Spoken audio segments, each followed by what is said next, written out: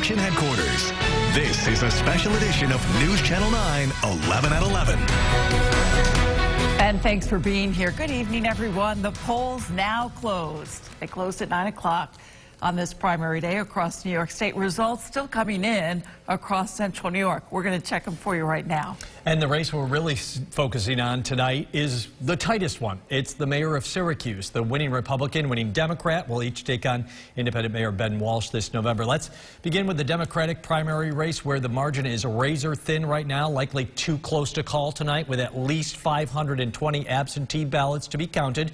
Khalid Bey, as of right now, 100% precincts and early voting in, with a 46-vote lead over Michael Green. Remember, all those absentee votes to be counted, though, too. That's a tight race. We've got team coverage for you right now. News Channel 9's Andrew Donovan. He's at the Green campaign headquarters. Josh Martin standing by with Khalid Bey. So let's head live now to Andrew first. Andrew, obviously such a tight race. Looks like Michael Green's been out. You don't usually see the candidates out and about. Have you talked to him? What's he saying? What's the mood there tonight?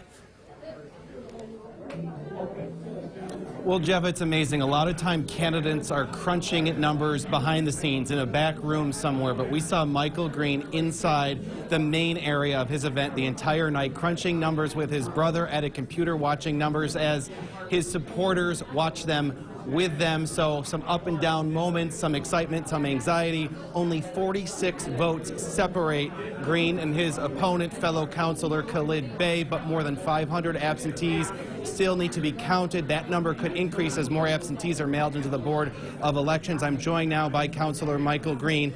46 votes, more than 500 absentees uncounted.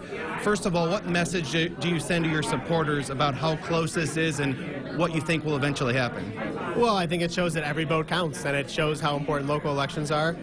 We did a strong absentee ballot program. We talked to those voters that voted absentee, so we feel confident that it's extremely possible that we could end up on top. Give us some inside strategy here in terms of wards in different parts of the city. Did you overperform, underperform in anything in particular? Anything stand out to you? Yeah, well, I mean, I live in the 17th ward, and that went really well, so I think that was one of the things that really pulled me forward. So I got to go through and analyze all the rest of it and go from there. You mentioned you had a strong absentee campaign. Talk to me about how you went about that, what that means, what you think the results of that will be. Yeah, so when someone requests an absentee, we sent them a letter saying, thank you for voting absentee, we'd like your support. We texted them, we called them, so we've been speaking directly to them, and we're hopeful that the results would show. We only need to win about 55% of it to end up on top. The mood in the room was somewhat somber when it hit 100% because you were down, but only down a handful of votes. What's the emotion right now? Can you even figure out how you're feeling? No, I'm still processing it. We came into the night knowing that if we were down by about 100, we still felt like there would be a chance for absentees. So certainly within the margin where we feel it's extremely possible. We now have to wait probably a week or so for those numbers to come in, for the absentees to trickle in. What will happen for you the next week? I'll probably sleep tomorrow, take some time. So we're going to have to figure it all out and look at the absentees and go from there. And as people are processing this, what should they know about you? For the people that haven't been engaged but are watching you for the first time tonight, what should they know about Michael Green? I mean, the biggest thing is I've got a clear policy vision of how we can go about making Syracuse better. And that's the biggest thing about my campaign, is it gives a clear alternative to the status quo. All right, Councilor Michael Green, thank you so much. Again, he's been out here all night with his supporters watching the numbers. That's not something people as candidates do very often. They usually wait for results to trickle in and then come out when they have a good understanding of the final result. So he's been here, he's been riding the emotions with his supporters, excitement, disappointment, and now somewhere in the middle as 46 votes separate him and his opponent. Khalid Bey is leading by that amount, but again, 500 or more absentees will decide this race. Speaking of Councilor Bey, News Channel 9's Josh Martin is live with that candidate. His campaign office is in downtown Syracuse. Josh. Andrew, thank you. We're with Khalid Bey right now, 46-vote lead. He joins us here live on News Channel 9. 46 votes. How do you feel? It's interesting right now. You know, certainly not what we expected, but we did assume that it could be close. I initially thought, certainly as of yesterday, that it would be as close as maybe 4.5%. This is obviously quite different from that. But, you know, I'm optimistic. You know, we're looking forward to the outcome, and hopefully we'll remain in the lead.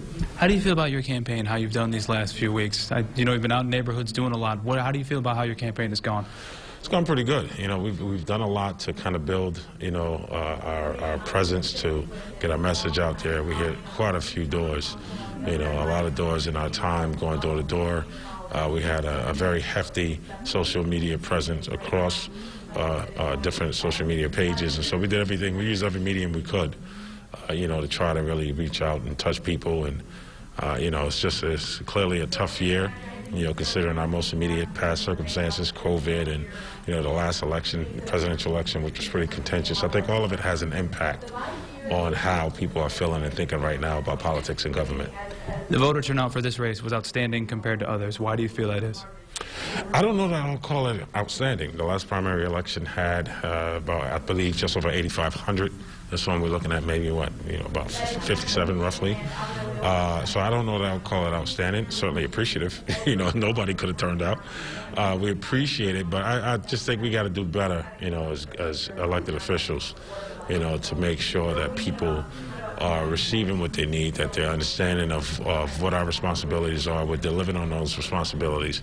Make people feel like there's value in them going to the polls. We have to do a lot to change the circumstances. So I'm certainly prepared to do that. A good night's sleep is what's next, but what do you do with your campaign starting tomorrow and going forward? Well, obviously starting tomorrow, we'll start to ramp up in preparation for the general if we succeed, and we certainly hope that we do once the absentees are counted. But we have to ramp it up quite a bit. I think the same applies to any candidates that may remain in this contest. When you look at this turnout, there's something that we have to do to get voters to the poll. I was asked earlier if I thought it would be dangerous for us, considering turnout going in general. I think it's dangerous for any one of us. I think more particularly the incumbent. So I think we have to do a greater job at creating that interest in the voter, drawing them out, getting them to the polls, and hopefully we'll have a greater turnout in this coming general election than we've had in the previous. Will you still run if you don't win the primary? No. No, if I don't win the primary, I'm going to go home and watch from the sidelines. Khalid Bey, 46-vote lead currently in the Democratic primary race for the mayor of Syracuse. Live in Syracuse, Josh Martin, News Channel 9.